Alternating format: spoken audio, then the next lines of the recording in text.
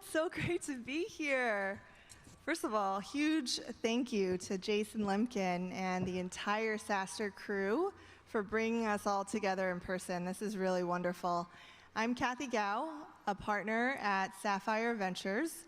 We are a venture capital firm. We love B2B SaaS, and we invest in companies at the Series A all the way to pre-IPO. We're here today to talk about a really exciting and interesting topic, which is how to scale your startup from 20 million of ARR to 100. I think this will be helpful to our panelists, so show of hands really quickly. How many people in the audience are founders? Raise your hand, please. Wow, okay, we have a good number. Awesome. And how many people in the audience are focused on go-to-market, sales, marketing? Oh, wow. Okay, keep your hands up if you're sales. I see you guys. Okay, and then marketing. Kind of an even split, which is cool. Well, I'm joined today by an amazing panel. We have two very, very seasoned operators who've done this before and are thrilled to share their wisdom with you, as well as my co-moderator, growth investor, partner at Lightspeed, and I think we've been friends for 10 years or something like that, Anoushka. But maybe I'll have my panelists all introduce themselves, tell you guys a little bit about their companies, and just for fun, tell us, when you were a kid, what did you want to be when you grew up? Carlos, I'll start with you. Okay, thank you. And by the way, by seasoned, I think you meant old. Thank you very much. So I'm CRO at a company called TripActions, and we are modernizing corporate travel and expense management, and doing well. I'm happy to talk more about it if it's relevant. And previously, I was a CRO of MongoDB through the journey that sort of coincides with the topic today. Grew up in Miami and have lived in Europe and New York and San Francisco. And what did I want to be when I grew up? Well, at different stages, different things, but I convinced my parents to buy me a horse at one time, and I was really into that, and so I thought I was going to be a cowboy. And as an adult, I learned how much money cowboys make, and here I am. Hi, everyone. I am Latane Conant, Chief Market Officer at 6Sense. And 6Sense, we are the leading account engagement platform. And what that means is we actually power B2B revenue teams. We provide insights into something that we call the dark funnel. This is all the people that are in market for what you do, but you have no idea. So we uncover that dark funnel so that you know who's in market for what you do, and then we help your sales and marketing teams go and proactively engage with the accounts most likely to buy. So that's a little bit about us. I wanted to be a heart surgeon, and I got to college and I had to take chemistry, duh, and I am a huge klutz. And I was a disaster in chemistry lab. I had the highest bill of broken beakers and petri dishes, and after that I decided maybe I should major in accounting and be a CPA. So that's what I did for a little bit. Nice. Hi, everyone. Pleasure to be here today with all of you. I'm a partner at Lightspeed Ventures on our enterprise side. We've been lucky to work with a number of incredible companies, including Carta, Rubrik, Nutanix, and TripActions. So it's a pleasure to have Carlos with me today. I've been in enterprise investing for over 4 years now. And what I wanted to be when I grew up was a veterinarian, which is, bears absolutely no resemblance to my day-to-day, which seems to be a common theme among this panel. Awesome. So we wanted to really cover two major topics in today's discussion. One is all about go-to-market execution, right? This is a big topic that is very important no matter what stage a company you're really in.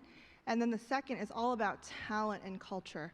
How do you think about that as you're scaling companies to adapt and expand to your growing enterprise? So I'll start first and then hand it over to Anoushka to talk about talent and culture. But for go-to-market playbook, for this stage, 20 to 100, it can be pretty tricky because certain strategies that may have worked before in the past might now need changes or major adjustments. I know all of you guys are here very curious to hear what Carlos and Latane have seen at their respective companies. So let me jump in, and maybe I'll start with Latane first. Take us back to 2018 when you started at 6Sense, and then fast forward to now. What were some of the biggest changes that you had to adapt to as CMO? Yeah, it's so funny. In preparing for this panel, I called our CFO and I went into the Wayback Machine and I was like, okay, when exactly were we? And then I'm like, what was I doing and what was I struggling with to kind of recreate history? And I would say, sub 20 million, I call beast mode. Everybody does everything. And you're looking for Swiss Army knives. And it's a little bit like swarm ball. Right? You guys seen kids play soccer? Everybody's running at the ball. Everyone's trying to get something done, but you may or may not be really making plays. When you get to 20, you need to start really building a team with dedicated specialists. And so that was kind of a big aha, and I think that's important to think about is you don't want to be playing pee-wee soccer and you don't want every day to be an act of heroics long term. But when I went back in the Wayback Machine, there are sort of three, I think, big things that collectively Mark, who's our head of sales, and I did right. Maybe we lucked into it, I don't know. The first thing that we did is we really, really defined what I call is our revenue operating model. And we hired RevOps. We didn't hire marketing ops, we didn't hire sales ops, because one of the most embarrassing moments of my career is me standing up with my revenue model that marketing ops put together and my head of sales standing up with his, and they weren't exactly the same. That doesn't work. So we hired RevOps and we created this revenue operating model. It works backward into pipeline quotas. So I have pipeline quotas, how much needs to get created every week, every month, every quarter across the business. We track our sales velocity formula, which is win rates, ASPs, and cycle times, critical. And we look at net retention, and we are always finding the red and working together across those key metrics by go-to-market segment. And we have a steward of that with one team that owns that for all of us. So that was a huge, I think, thing that we did right. The second thing is we built an outbound motion that really, really works. And I think when you get to a certain point, you need to be out capturing demand very, very efficiently and effectively. And it's very easy to dump a lot of money into a non-efficient outbound motion. And the reason I say this is one of the things that I did is I was a BDR for a day. If I go back into the Wayback Machine, we had a lot of BDRs working really hard, really inconsistent results. And I'm like, what the hell is going on? We're hiring these great people. We got a career path. They're going to be the future of our sales team. What is going on? Well, they waste a colossal amount of time is the reality. And that's on us as leaders. And so really setting your BDRs to be laser focused on behavioral-based signal, the ideal customer profile, and having a lot of rigor and process around that. And then, the kicker is making sure that they can graduate into being AEs. So that has made us really, really successful, is just investing in that function and doing it right. And then the third thing is we never thought small. No matter how big you are. If you're 20 million, think you're 100 million. If you're 100 million, act and think like you're 300 million. Never, ever think small. And so we did a lot of things that most people would think were audacious and bold and wild, but we did them to really break out of the noise. And so it's better to do a few things that seem a little bit crazy, that are really, really bold, than do a bunch of play it safe things. And I think we did those 3 things right. Thank you. By the way, RevOps, I feel like it's a new kind of category. Back when I was working at Gusto in 2015, we didn't have RevOps. And now I was at SaaStr yesterday. So many CEOs I spoke with, they said, oh, RevOps is one of our buyer personas. So it does seem like a big shift. Carlos, what about you? I mean, you were at MongoDB during a very critical time, and now you're at the helm leading go-to-market at TripActions. Any insights you can share on how those organizations changed as they scaled?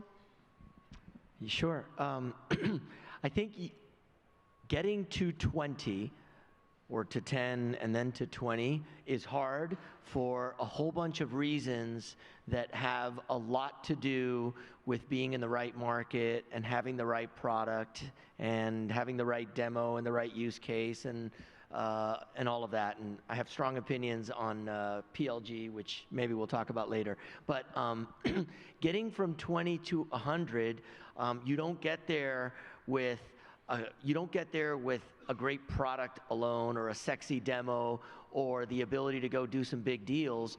You need a machine and you need repeatability, and that is based on having a strong foundation. And from a sales perspective, I think that foundation has sort of 3 pillars. The first is recruiting. You've got to have crystal clarity on what's the profile of the AE that's going to be successful here. How do we identify that profile? What do they look like on LinkedIn before we waste time, assessing them? Then, how do we quickly assess them? And lastly, how do we keep the great talent that we have? I think I missed attract. So identify, attract, assess, and retain are the sort of the sub-disciplines under recruiting, and you've got to really get that right and invest in it as a thing. That needs to be a core competency. The second is development, and by that I mean skill development. So the enablement has to be kick-ass. You don't disrupt a market by hiring the people from the legacy vendors and hoping they'll figure it out. You need fresh thinking. And so really what that means is you hire sales athletes, exceptional sales talent that probably doesn't know anything about your market. So at MongoDB, the sales team, Oracle people did really poorly for the most part. We hired salespeople. Hopefully no one is from Oracle here, sorry. Yeah. It's just the truth. And at TripActions, Concur people and Amex people do poorly. So you disrupt the market by bringing in really strong sales talent, sales athletes, and then just giving them amazing training. And that's the corporate enablement, sales enablement, product enablement, but then strong coaching and just really being thoughtful about that learning journey from I'm aggressive and I'm talented in sales, but I don't know anything about databases or travel and expense management. So that's sort of the second pillar. You got to get that right. And then the third pillar is execution, which is sort of a catch-all for everything else. It's the least important it's important, but it's the least important of the 3. Because if you have amazing talent and kick-ass training, you could kind of get out of their way and they'll probably do well. It's even better if you have a strong framework for execution. And I'd say the sub-disciplines in the execution pillar are going to be pipeline generation. And Latane talked about the outbound motion. I think she was referring to BDRs. I'm a strong proponent of having AEs also responsible for outbound pipeline generation. If it's interesting, I can talk later about why. The second is champion building. So within sales, there has to be a real methodology around how we identify a potential champion, how we discover their pain, how we develop them into a real champion, test them, use them, etc. And then the third one is qualification, so that the sales team has a methodology that enables them to identify the opportunities that are worth pursuing, and if so, what are the issues that are worth solving? But importantly, identify the opportunities that are not worth pursuing so that they don't squander their time. So you don't get from 20 to 100, in my opinion, or in my experience, without having some maturity around those 3 pillars: the people, the development, and the execution. Makes a lot of sense.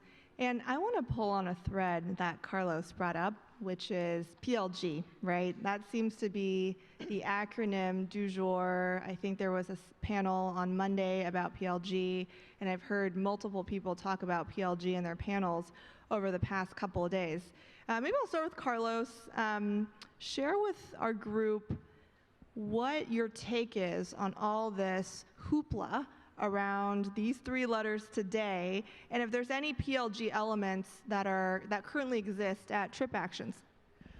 So I'll get to the second part in a second, but I was thinking about this. I knew this would come up given this audience and this event. Well, given the prep call. And the prep call, and I've heard that there's been several sessions on PLG, and David Sachs, who I think highly of, presented yesterday. So I know PLG is a thing.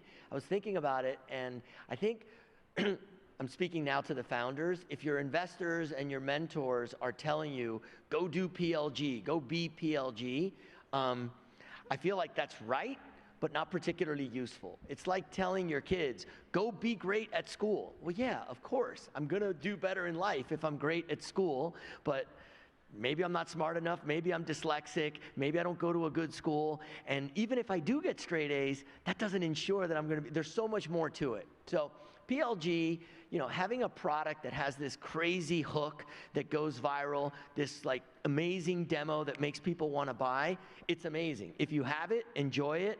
MongoDB had it, you could download this database, the community, the free version, and the first 30 minutes were incredible, and then our salespeople ran around and found those people and monetized it, and so that was great. And at TripActions, it's great.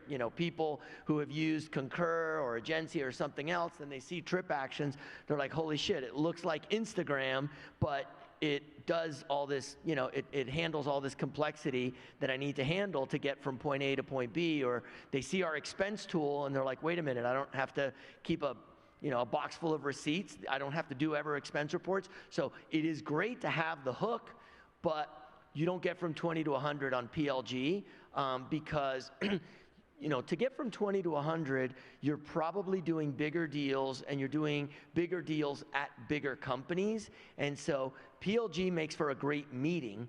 And I think if you're selling to a 100-person company, especially a tech company where they're really smart and they connect the dots quickly, sure, a great demo, a great use case will do it. If you're trying to scale, you're going to be selling to companies where there are lots of people involved in the decision. Some of the people involved in the decision will never even see the product, and so you need to have a sales team that can discover pain and build real value, and can do top-down in conjunction with bottom-up. And so that's what we did at MongoDB, and that was critical to going from 20 to 100 and then 200, and same at TripActions. It's been the key to going up market. We've quadrupled the number of Fortune 500 customers we have during COVID, and that just doesn't happen. It happens bottom up, but over 20 years, and your investors aren't that patient. So. I was chuckling a little bit because as a VC, I'm sure Anoushka can understand too, we're definitely guilty of saying, try PLG. It's like the magic bullet to help get grow good fast. grades. Get a 4.0. Be smart. Fair enough. Latane, any thoughts on that? So I obsess over experience.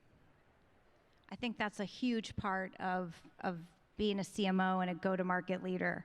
And it's not just the product experience, it's everything experience, right? How a salesperson shows up to a meeting, how someone interacts on your website. And to me, bringing forward a product experience is a really smart thing to do. Like if you've got a cool, but it's not, to me, and that's a good demand signal. I think that there's like this purist notion of PLG that I guess maybe I reject the purist, that it's you put your product out there, everyone, they upsell themselves, you don't even have sales reps. If you can do it, God bless. I haven't seen that play out in my real life, in my adult life. But I love the notion of bringing a product experience forward. And, you know, I'm part of a CMO community, and one of the most brilliant CMOs is someone named Kevin Marasco. And he brought it home to me. He calls it a snack. And I'm like, that's brilliant. Everyone loves snacks. And it doesn't have to be a free trial. I think the other thing is, like, everyone's like, it has to be a free trial. It has to be a free trial. It can just be a product snack, because your buying team is very diverse, and there's going to be people on your buying team that want to get in and see the snack and test that it works. But you're right, the executive on your buying team is never going to snack out. They're just not. They might have a drink, I don't know. But so I feel like that's a very realistic way to approach it. And we've seen that work tremendously by bringing aspects of our product forward.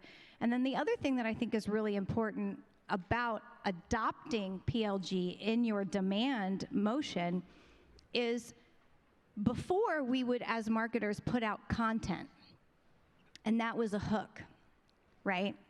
People would sign up for our content or exchange their email for our content. That just doesn't work anymore. No one is filling out your forms for your content. And so you have to have something richer and more interesting to engage folks. And I think having some sort of, you know, experience or calculator or something more meaty is a really important part of a modern go-to-market motion today. And the last topic I want to cover on go-to-market execution, I think will be kind of a fun one, because we have half sales folks in the audience and half marketers in the audience. You know, Latane representing the marketers and Carlos representing the sales. Oftentimes, there's some friction, some conflict between marketing and sales, especially as companies scale. So talk to us a little bit about what potential frictions you've seen in your career, either Carlos or Latane. Well, I'm cheating a little bit, because I'm a recovering software salesperson who's now in marketing. But I think there's two. I'm going to approach this from two angles.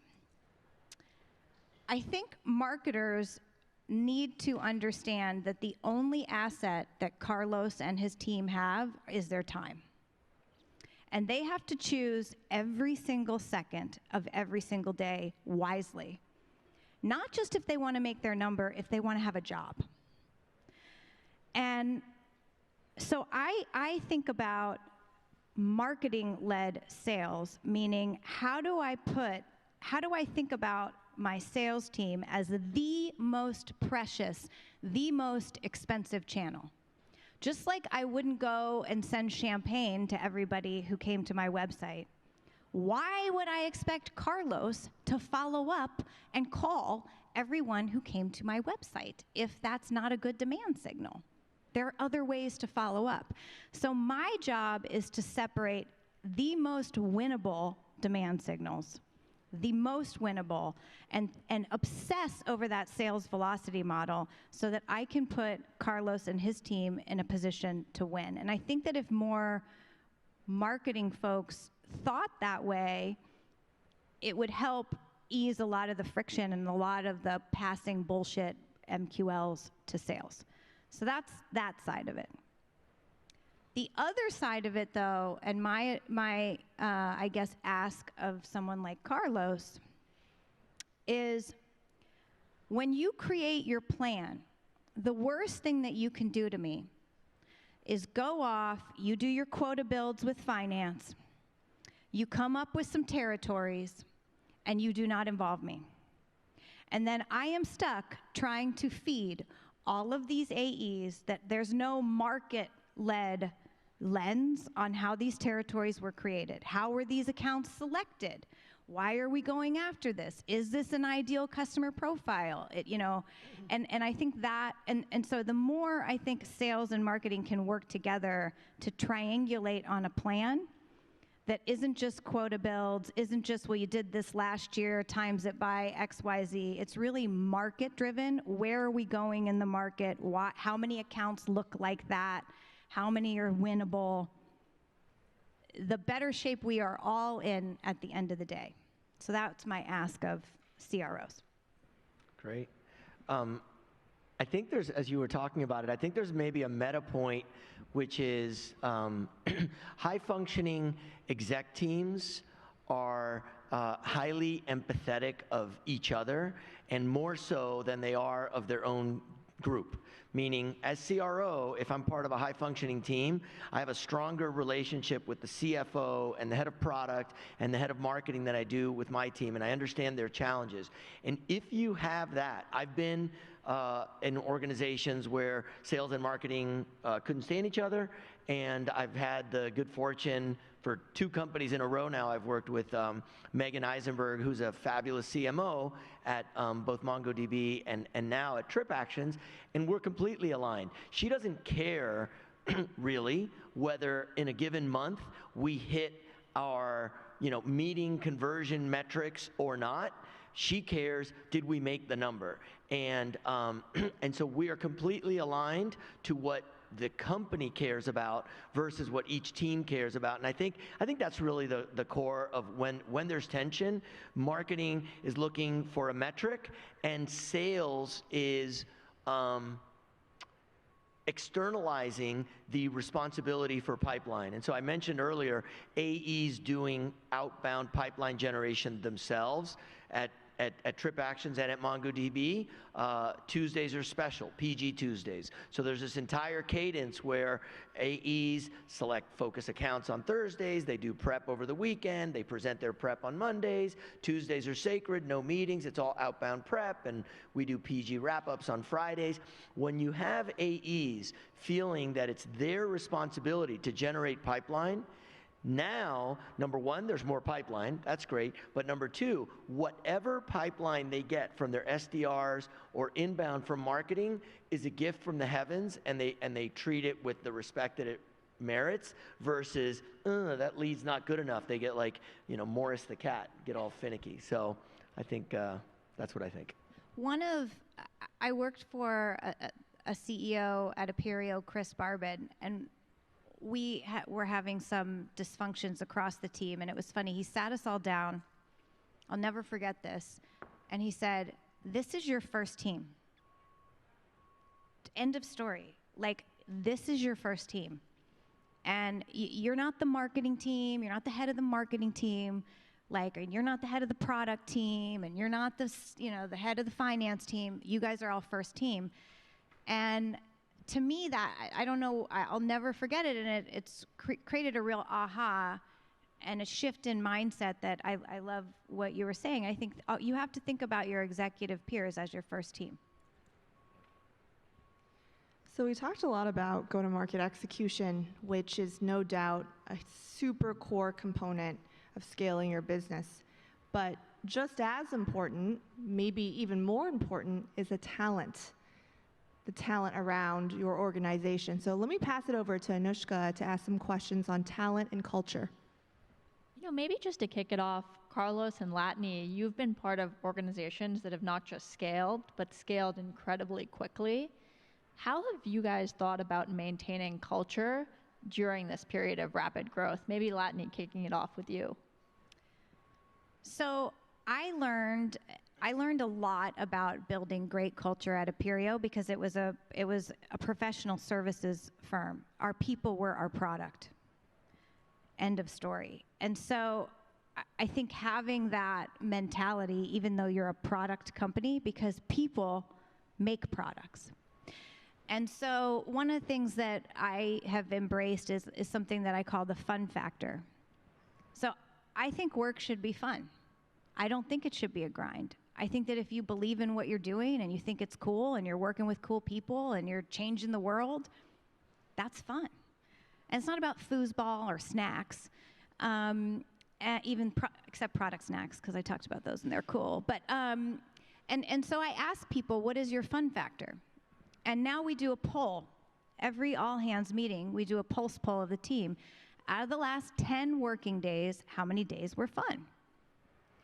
And our goal as a company is that 8 out of 10 working days are fun. You're inspired, you like who you're working with, and we say, if you're not, let's talk about it.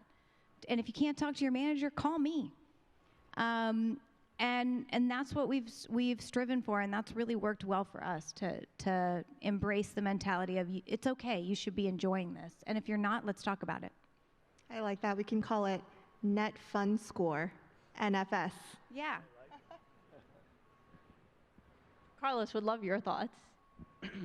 So I think on the topic of talent and culture, I'll maybe talk about those separately, but with talent, I think it is, as I mentioned before, really important to crystallize who do we want, and that changes obviously per role. But as you're scaling a sales organization, the things that that I've thought about and have found to be super impactful is, let's just talk about the quota-carrying sales rep, sort of the core unit of production in the sales organization. We have intangibles and we have tangibles. And so the intangibles are intelligence. They've got to be smart enough to connect the dots, put the value prop in front of the customer, do discovery, et cetera. They've got to have drive or grit, which is really a combination of they want to win really badly, and importantly, they're willing to persevere through the obstacles to get there. So the combination is what I call drive.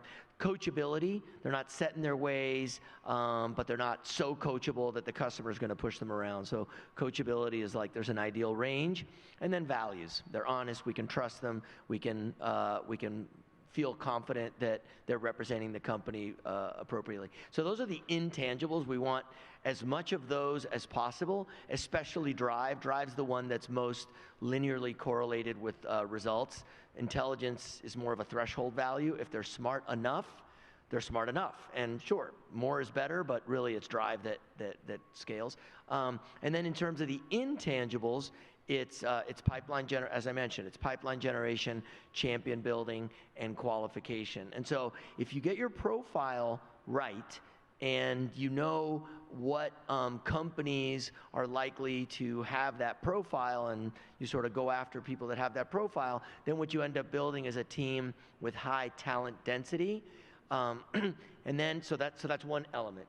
I don't think you can have a great culture if you don't have highly talented people, and talent define the way that makes sense for the role.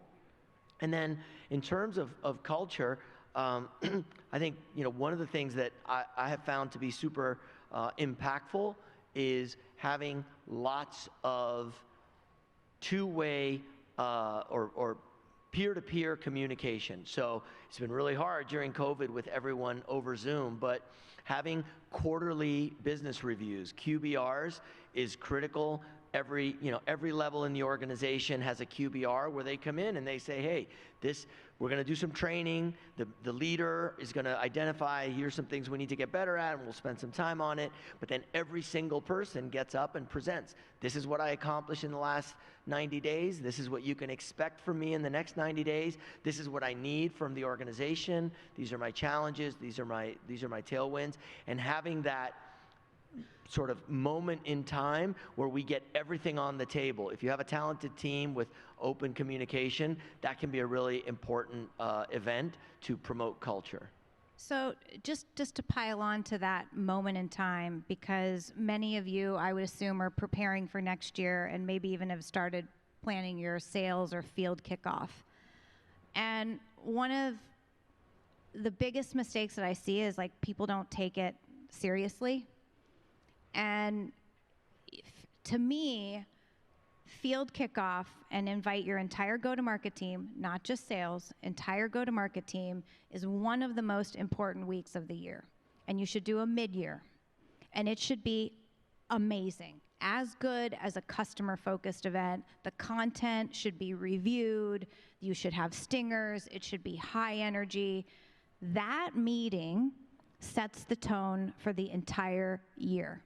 And I say never waste a deadline. So if you need to get your strategy done, get it done. If you need a new pitch done, if you need a new cert done, you need the website updated, like that is showtime and such a critical event. It's not just a meeting in a bad Hilton ballroom. Like make it really impactful for people. So somewhat tactical, but I found to be tremendously important. I agree completely, and just one thing I'll add to that, one thing I've seen work well, you can only do it up till a certain size, is actually have the entire company at day one. You know, day one is typically all about inspiring, and that benefits the entire company, and typically days 2 and 3 are more about education. But that day one, if you can get the whole company there, do it right, and then get the whole company there, pays dividends. Yeah. One question, we've been having a lot of discussions with CEOs on, and, some of you might be experiencing on your teams, is this feeling of burnout. And there being kind of a great resignation where a lot of people are, opting to leave companies. How have you guys combated burnout and maintained morale on your teams? I think if Carlos and I had the answer to that, we would be like doing a TED Talk right now. Because there's no answer. I mean, I think every single one of us are dealing with this. We talk about it every week in our executive team meeting. It's very real. And I think for some of us Gen Xers, like, it's a head scratcher because we're just used to grinding, right? And so the way that we've approached it, and the way that I have approached it with my team, is my father-in-law has a saying that everyone's going through something all the time. And this is challenging for us because we want rules. We want to say, well, if you know what, people are just working too hard, and if we just give everyone Friday off, this will go away and we won't have to deal with it. Right, well, maybe that makes it more stressful because they don't want to be at home because there's some situation going on there. And so that's the challenging nature of it, is you really have to look at what is going on with that person and try to make accommodations at the individual level, which I think as organizations, especially scaling organizations that want rules and want categories, this is not fitting into that. And so we just have to maintain flexibility, and I think we talk about it every week. And it just has to be a topic and a number one priority. Yeah, I'll piggyback on, I'll second the thought that the notion that I don't know the answer, but I've definitely made some mistakes during COVID. At the beginning of COVID, it's only going to be 2 weeks. So how do we maintain productivity during these 2 weeks of working at home? Well, I know we're going to have 2 stand-ups a day, 7:45 to 8:30, and another one at the end of the day. Keep everyone about 6 days into it. People are like, we have nothing to talk about, and we're meeting twice a day. And so I discovered Zoom fatigue before it was a term, so I did that. So don't do that, and hopefully no one is. But I think people are most engaged when they're growing and learning and winning, feel like they're winning. And so one of the things that we had to do at TripActions is adjust. What is the definition of success in this environment? And we introduced new metrics into the sales team that were real, but that were also achievable in this environment. And so if people feel like they're winning, that's a lot. And really getting more creative around how to deliver that enablement so that they feel when they put their head on the pillow, I'm better today than I was yesterday or a week ago. If people feel like they're winning and they feel like they're growing, that goes a long way. I will also say that COVID has had, has provoked existential crises for a lot of us, and many people have decided, hey, this is not for me, whether they were a server in Manhattan or an SDR in Palo Alto. And I think that's okay. And some people have decided to go change careers. And what that means is that there's pressure on the leadership to really always be recruiting the right caliber. So I don't believe in coercing people to stay. It has caused people to re-examine their careers and their lives, and that's okay. So one of the things that we talk about weekly at the executive team level, but also on every single team, is recruiting. Everybody recruits. And when you're trying to double every single year, the only thing standing in your way is hiring great people. Like, that's it. And what I think a lot of functions outside of sales don't understand is that if you don't hire to plan, like that's a fireable offense. Like when you're a sales leader, if you don't hire to plan, you can get fired for that. But when you go outside of sales, they're like, oh yeah, that interview, like and so injecting a mindset of no, hiring is your number one priority. And so on my team meetings now, the first thing we talk about is who's your open hiring pipeline? Why are you getting behind on your hires? And it's, people are like drowning and they don't understand. I'm like, I'm giving you budget. Here's a lifeboat. You got one stroke to get in. And so I think that's a really important thing to think about outside of just sales, because it's more commonly accepted in sales, but looking across all your teams. Let me piggyback on that. I think there's a dangerous dynamic that exists sometimes, which is recruiting is the recruiting team's problem. It's my job to like interview and qualify, but it's their job to source talent. Yeah, I don't have any candidates. Well, have you gone on LinkedIn? Yeah, like, right. Have you asked your network? This is your problem, not theirs. It's the analog. It's leader recruiting is the analog to AEPG. It's their responsibility, and anything the talent team does is gravy on top. And so I think that's a really healthy sort of way to operate. On the topic of recruiting, I know one thing, many individuals on various teams struggle with, founders struggle with, is how do you think about the decision to externally hire versus promote from intern? And, would be curious for both of you how you've thought about that decision on your teams. Carlos. Yeah, sure. I think it's just it's a mathematical equation. So first principle is promote if possible. It's healthy for the organization. We know who they are, and so really the only reason not to promote from within is if we look at the individual and we say, okay, for the new job that they would be in, the skill gap between what they have today and what they need to be high functioning in that new role is greater than what they can fill in the time that we can wait. So in a high growth company, it will happen that there are amazing people whose career is doing this, but the company's doing this. And so they do need to get layered, and you need to bring leaders from the outside, but it's only if there aren't people inside that we believe can close the skill gap in a reasonable period of time. I think also thinking of lateral moves, like sometimes you have someone who isn't ready now, or you don't have a role, but gosh, if they got experience as a customer success leader when they came back, how much like richer and more educated and more experience would they have? So I think about it more as, and again, back to my father-in-law, everyone's going through something all the time. So looking at the individual and saying, where do you want to be? Where can you be? And how do we get you the most rich experience here to get you where you want to be? And always ask people where they want to be 2 or 3 jobs from now.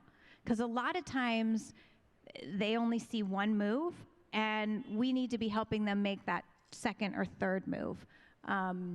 And I think that helps you fill in gaps organizationally, retain people, and then you see where you don't have chess pieces, and that's when you hire. And maybe as we're kind of wrapping up, Latane, Carlos, you've both been at organizations that have gone from 0 to over 100, which is pretty remarkable. Any summary or final thoughts for the audience, Latane? Giddy up. I love it. Giddy up. Yeah, I mean, I think you have to always be learning and growing and challenging yourself. Like the second you feel like you know it all, like I hate being here actually, because I'm like, I don't know. I'm learning, I'm growing. And so I think the second that you stop doing that as a leadership team is a very, very dangerous place to be. And then the other thing is, 100 million, I'm thinking 300 million, right? So you, again, back to being bigger, thinking bigger, always be thinking much bigger than you are today. I guess I agree with all that. I think slope matters more than scale. And so when you're hiring, thinking, oh, I want to get to 100 million, I need someone who has overseen 100 million. Well, if they oversaw something that went from 80 to 120, they might not be very good at building. And so someone who went from 10 to 40 is likely a lot better than someone that went from 80 to 100. And so it's the slope. Yeah, exactly. So the slope of the curve that they oversaw matters more than the scale of the team that they oversaw.